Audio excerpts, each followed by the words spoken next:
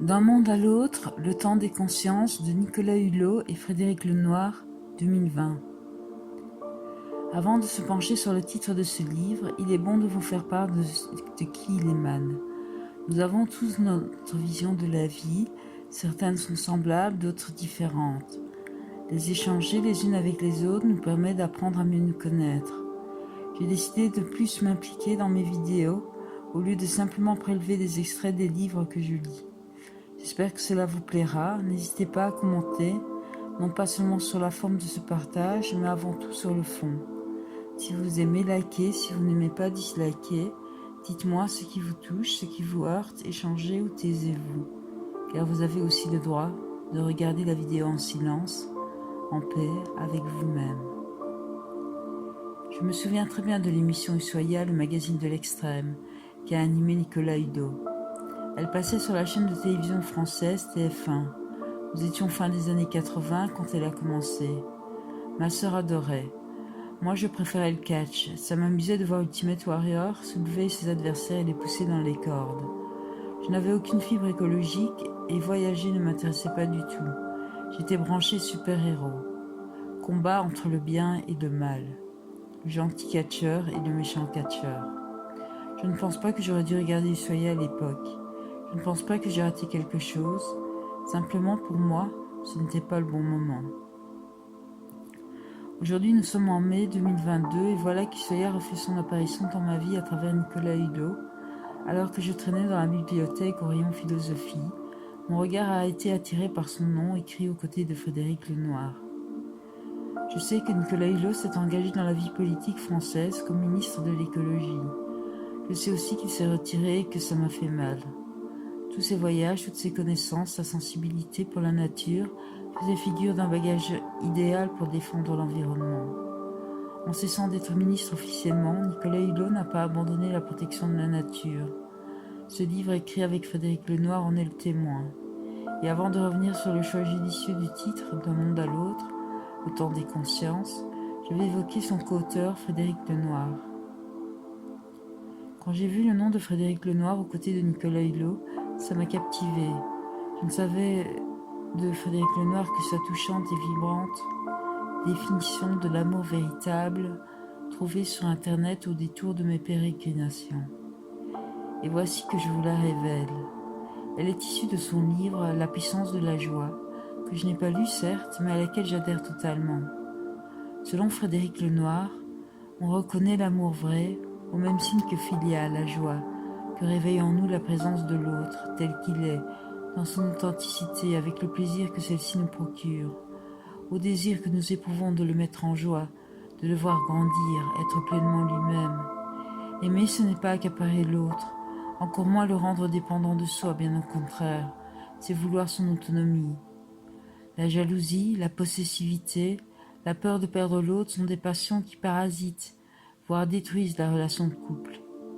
L'amour véritable ne retient pas, il libère. Il n'étouffe pas l'autre, il lui apprend à mieux respirer. Il sait que l'autre ne lui appartient pas, mais qu'il se donne librement. Il recherche sa présence, mais il aime aussi la solitude et les temps de séparation, car il sait que ce sont eux qui lui feront mieux encore goûter la présence de l'aimer. Mieux vaut éviter l'amour fusionnel, même si bien souvent la fusion est le type de relation de couple que vont rechercher deux individus qui manquent de sécurité intérieure. Dans sa forme la plus authentique, l'amour relie deux êtres autonomes, indépendants, libres de leurs désirs et de leur engagement. Voilà une définition sur laquelle je médite très souvent. Elle me porte, elle m'emporte par-delà les étoiles. C'est à peu près tout ce que je savais des auteurs avant de choisir d'emprunter leurs livres. Mais alors là, la cerise sur le gâteau, le titre accrocheur par excellence avec le mot conscience dedans, j'ai été soufflée. Je me suis dit que je devais absolument lire ce livre, D'un monde à l'autre, le temps des consciences. D'un monde à l'autre. Mais de quel monde parle-t-il? Il y a donc plusieurs mondes? Et surtout, dans le temps des consciences, ce livre aura-t-il pour objectif d'éveiller les endormis, de nous dire ce que nous devons faire pour que la nature et donc nous se portent mieux?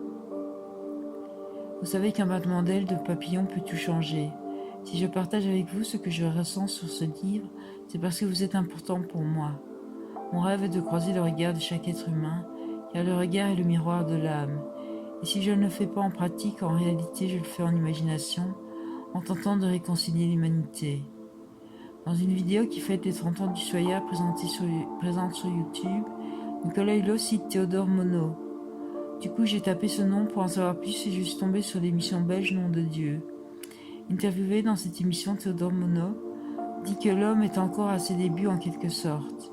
J'ai alors été très heureuse car je me suis dit qu'on se critique beaucoup les uns les autres, certes, mais que quelque part on veut tous la même chose.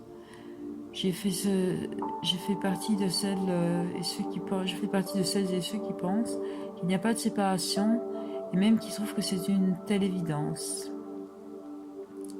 Je n'ai guère voyagé dans le monde physique, quoique notre planète Terre tourne sur elle-même à une vitesse folle, et paraît-il se déplace avec toute la galaxie dans l'espace, mais voyager dans d'autres pays, je ne l'ai fait que fort peu physiquement. Là où je voyage beaucoup, c'est en moi-même. Je cherche où je suis dans mon corps, et je ne me trouve jamais dans mon corps physique. J'ai plutôt l'impression que je suis derrière et en hauteur de mon corps physique lorsque j'observe mon ressenti. Le temps des consciences résonne en moi. Je n'ai pas encore lu le livre à part quelques pages, mais j'aime méditer sur ce titre et voir donc comment il résonne en moi. Dans mon cheminement intérieur, le dernier mantra que je répète est un mantra que j'ai inventé pour moi qui est celui-ci.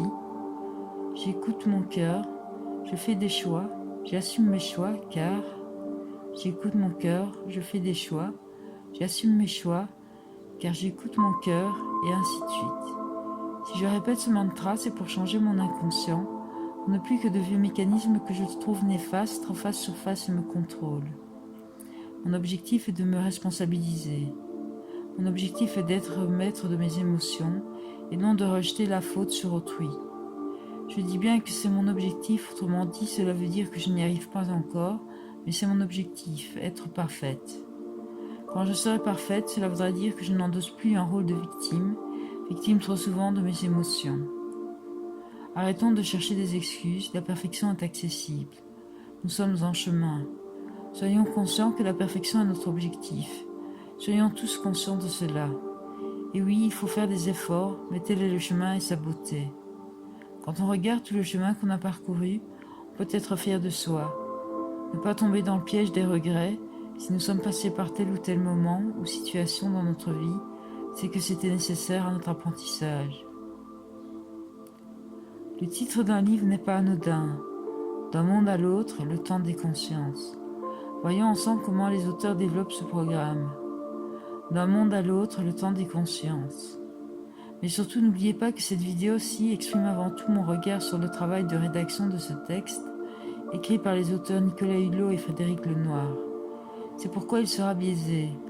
L'important, c'est d'en avoir conscience. L'observateur transforme ce qu'il regarde.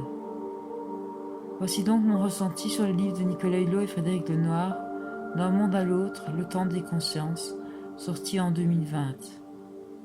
Alors tout d'abord, les auteurs expliquent ce qui a motivé l'écriture de leur livre à deux voix. Ils dénoncent un système devenu fou et les logiques qui l'animent. Alors en lisant ça, j'ai envie de dire oui, le système est fou, ils ont raison, et de laisser mes émotions s'emballer. Puis je fais silence. Je remets de l'ordre en moi, je m'apaise. Et je me demande alors de quel système parle-t-on? De quelle logique parle-t-on? Peut-on être hors du système? J'ai toujours eu un problème avec le mot système. Personnellement, je préfère le mot organisme, car le mot système me fait penser au cerveau, alors que le mot organisme me fait penser aux organes, dont le cœur, etc. Ensuite, les auteurs disent qu'il est extrêmement difficile de faire bouger les choses dans le cadre de l'exercice du pouvoir politique, tant les résistances mentales et économiques sont grandes. La question que je me pose personnellement, c'est quelle chose faut-il bouger? Et surtout, est-ce que les choses ne sont pas en mouvement continuel? Pour ce qui est des résistances mentales, j'en ai, et j'y travaille, même si régulièrement je suis rattrapée par le flot de la vie, c'est-à-dire que je perds conscience et agis machinalement. Certains mots doivent selon moi être abandonnés. Quand on va au plus profond de soi, on découvre un calme intérieur, loin du tumulte et des résistances mentales ou économiques. Je ne sais d'ailleurs pas ce que veut dire le mot économique. Qu'est-ce que l'économie? Je ne sais pas. Pour moi, c'est un mot qui doit être rayé du dictionnaire de l'humanité, car il n'apporte rien de bon. Les rapports entre les êtres humains n'ont pas à être économiques, mais bienveillants. Les auteurs nous disent que pour rendre possible la nécessaire transition écologique et solidaire, c'est d'abord d'un nouveau regard et d'une profonde transformation des esprits que nous avons besoin. Cela nous permettra de passer d'un monde à l'autre, mais de quel monde parlons-nous? L'être humain a un corps physique, certes, il évolue dans un monde physique, certes, mais pas que. Nous sommes à la fois dehors et dedans. Chaque être humain a ses valeurs, a ses habitudes, a ses pensées, a ses paroles, a ses comportements. On ne peut pas changer de comportement si on ne croit pas en ce qu'on fait. Je pense qu'il faut ici se demander qu'est-ce qui nous anime. Qu'est-ce qui nous anime si ce n'est nos croyances? Avons-nous tous la même croyance? Je vous ai dit que pour moi, il est évident qu'il n'y a pas de séparation entre les êtres humains, et j'ajouterais même entre les autres formes de vie, entre les défunts, etc. Je pense que la vérité sur la vie se trouve inscrite au plus profond de chacun d'entre nous. C'est là qu'est le mystère ultime. C'est là qu'est sa richesse. C'est là qu'est notre ultime richesse.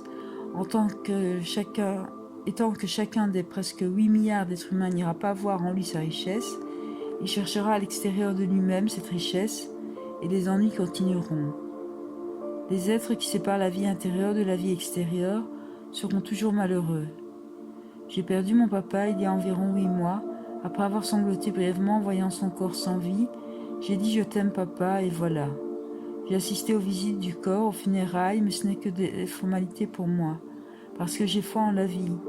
Pour moi, la vie est un miracle. Quand quelqu'un me dit qu'il faut profiter de la vie car elle est courte, ça me fait sourire. Quand quelqu'un me dit qu'il ne croit pas en la vie après la mort, je lui demande où est son corps d'enfant. Je lui dis « Tu existes toujours, n'est-ce pas ? Et pourtant tu n'es plus dans ton corps d'enfant. » Je connais le secret de la vie, et c'est ça qui me pousse à partager sur ma chaîne YouTube. L'important n'est pas tant la réponse que les questions. Alors je vous le demande à vous, où est votre corps d'enfant? Vous arrive-t-il de penser que vous étiez un petit spermatozoïde fécondant un ovule dans le ventre de votre maman lorsque vous la regardez? Vous arrive-t-il de vous demander comment est né ce spermatozoïde et comment a été créé cet ovule? Questionnez chaque phrase, chaque mot, invoquez leur signification, et vous verrez, vous entrerez en méditation profonde, et là vous sera révélé le mystère.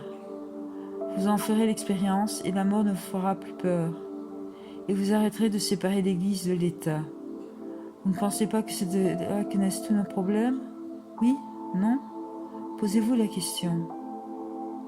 La pensée qui me traverse l'esprit ici, c'est que Nicolas Hulot a été profondément déçu de ne pouvoir pas agir en étant ministre de l'écologie, et donc il a décidé d'écrire un livre avec Frédéric Lenoir. Au début du livre, un passage a particulièrement attiré mon attention. Les auteurs y disent que la dimension sacrée a quasiment disparu, et que du coup nous avons oublié que nous faisons partie d'un tout. Quel est le nous dont il parle? Ce que vous voyez ici, c'est une vidéo. Ce que vous entendez, c'est ma voix. Ce que vous ignorez, c'est l'énergie que je déploie chaque seconde pour tenter de résister à l'appel des sirènes. Je préfère méditer. Savez-vous ce qu'est la méditation? Il est important d'arrêter de cloisonner le spirituel et le matériel. Une chose capitale à retenir est que tout le travail que vous effectuez sur vous pour devenir une meilleure personne, pour apporter au monde votre paix, portera ses fruits. Soyez-en sûrs, elle les porte déjà. Car elle transforme vos réactions, vos pensées, vos paroles, vos habitudes, même si tout ce travail intérieur ne se voit pas, ou du moins ne se matérialise pas. Ayez confiance en vous, il est efficace. C'est pourquoi j'interromps mes commentaires sur ce livre de Nicolas Hulot et de Frédéric Lenoir, D'un monde à l'autre, le temps des consciences. Le titre fait réfléchir, il est inspirant, il suscite en moi des questions. Je prononce en moi ces mots, je les répète. D'un monde à l'autre, le temps des consciences. Au fil de mes lectures, je remarque que beaucoup d'auteurs se plaignent des mêmes choses. Donnons-nous le temps de grandir. Ne soyons pas si pressés. À chaque jour suffit sa peine. Alors maintenant, si vous vous laissez aller, si vous êtes en paix à l'intérieur de vous, c'est que j'ai réussi à vous communiquer mon bien-être. Nous avons cheminé ensemble un court instant. Merci pour votre compagnie et à bientôt peut-être. Anne-Sophie Mathieu.